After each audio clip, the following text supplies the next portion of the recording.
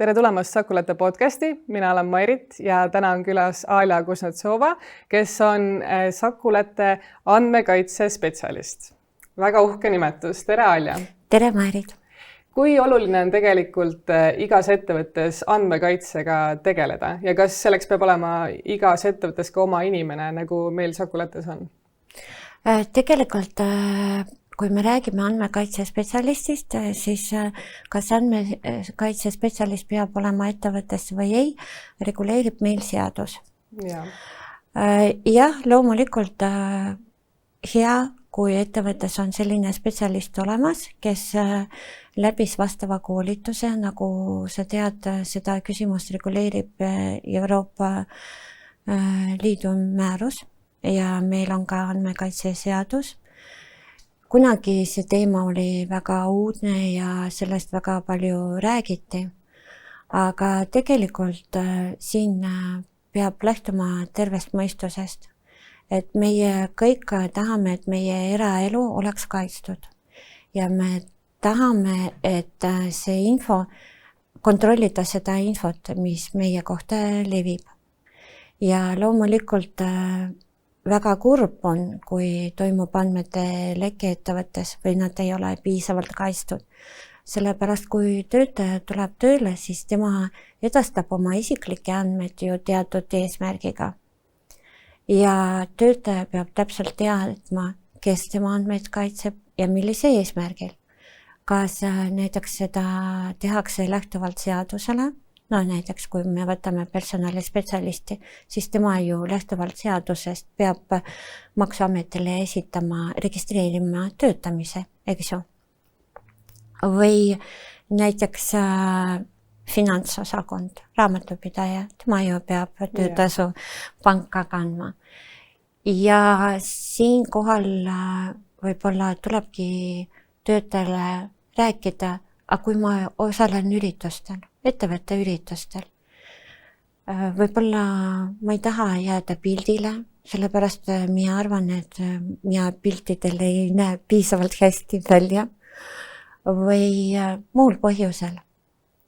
Ja tööandja muidugi on kohustatud arvestama töötaja andmetega ja võib-olla millele vähe pööratakse tähelepanu ettevõtte sees, et arvatakse, kui tema on meie meeskonna liige, siis meil on õigus panna tahvlile tema sünnipäeva kuupäeva, sellepärast, et tema ju nüüd on meie kolleeg ja meie,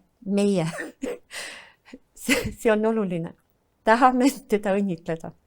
Küsimus, kas teie kolleeg tahab, et kõik teaksid tema, millal tal on sünnipäev? Kas ta ootab õnnitlusi kõikidel kolleegidel? Või näiteks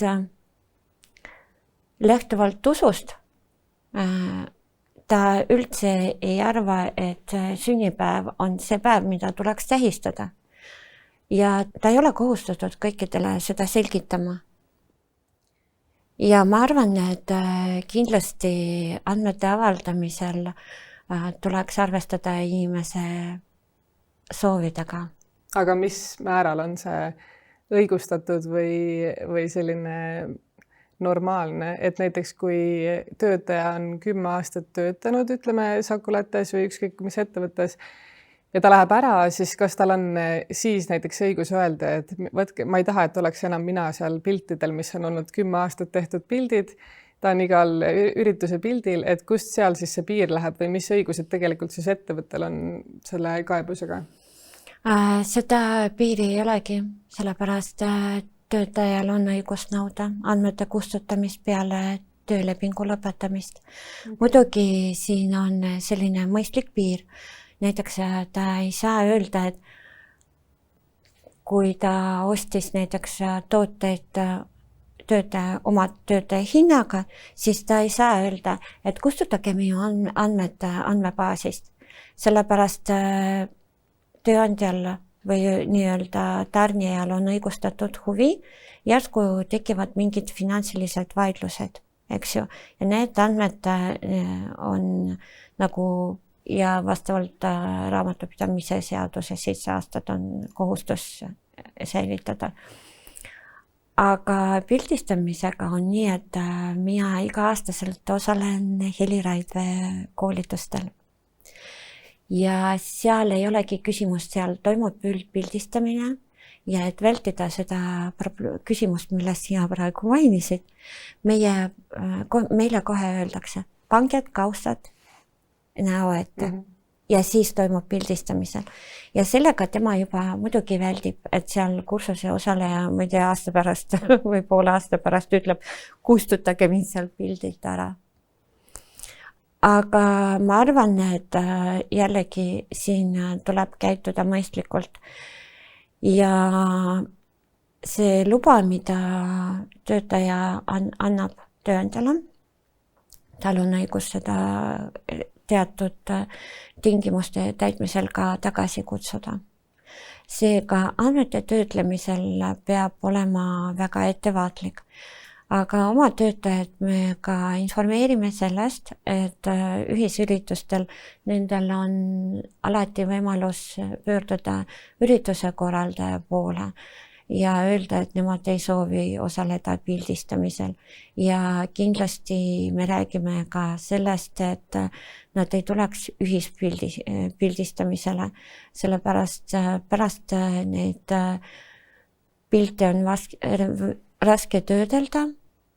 Ja mõnikord ongi ainuke võimalus näiteks see pilt kustutada, eks ju. Ja siis teised kolleegid, kes olid pildil, nad jäävad piltides eemal. Aga siin tuleb ka teha vahet nende piltidel, mis on isiklikuks kasutamiseks ja nii-öelda avalikuks kasutamiseks, ametlikuks kasutamiseks. Nii et ei ole sellist ühtset vastust ja või ei. Siin tuleb lähtuda individuaalselt ja kindlasti ka tuleb inimesega läbi rääkida, miks tema tahab, et tema andmed oleks kustutatud, mis on selle põhjus. Ja pärast koos saab lahendada, aga ja lähtuvalt seadusele muidugi seadus kaitseb isikuandmeid. Aga kas on mõni sinu kogemuse põhjal mõni selline eriti keeruline olukord, mis ettevõtetes võib toimuda just andmekaitse seisukohalt? Et kas see piltide teema, ma kujutan ette, võibki olla üks kõige keerulisemaid või on mingi teine osa sellest just selline raske, mida jälgida? Mina ütleks, mis on levinud. Levinud on see, et just ettevõtte siseselt, kui töötaja on ka ühtlasi ettevõtte klient, siis kliendihaldurid arvavad, et nemad võivad kolleegidele edastada oma kolleegi andmeid, telefoninumbri, ma ei tea, e-posti aadressi. Ja teine punkt, millest sina praegu mainisid, need on ühisüritused ja Sakuletes selline juhtum oli, kus töötaja peale üritus palus kustutada ennast piltidelt ja sellega meil tegeles turundusjuht ja ta nägi hästi palju vaeva. Vaatamata sellele, et töötajad hoiatatakse, aga ikkagi tagantjärgi ma täpselt ei tea, millega seoses selline palve tuli, aga ju inimesel oli piisav põhjust. Ja siis on ikkagi ettevõttel kohustus teha seda kõik töö ja eemaldada sealt? No kuna meie näiteks suvepäevade pilte ja ürituste pilte tavaliselt ei kasuta ettevõtete ametlikel infoallikates, näiteks Instagramis, Facebookis, ei pane kodulehele, nad on nii-öelda meie sisekasutamiseks, siis võib öelda individuaalseks kasutamiseks. Siis jah, me otsime sellele lahendusi nende küsimustele. Aga jah, kui ettevõte tahab teha pilte ühist üritusest ja neid kuskil avaldada ametlikult, siis tuleks tegutseda ettevaatlikult. Et pärast ei oleks nii, et ma olen selles videos, et võtke mind sealt ära. Küsimus, kas see on võimalik töötlemisel või ettevõte ongi sunnitud selle ilusa video nii-öelda arhiveerida ja kustutama. Jah. Aga aitäh, Aile, et sa tulid. Aitäh, Mairit, et kutsusid. Ja kohtume juba järgmises episoodis.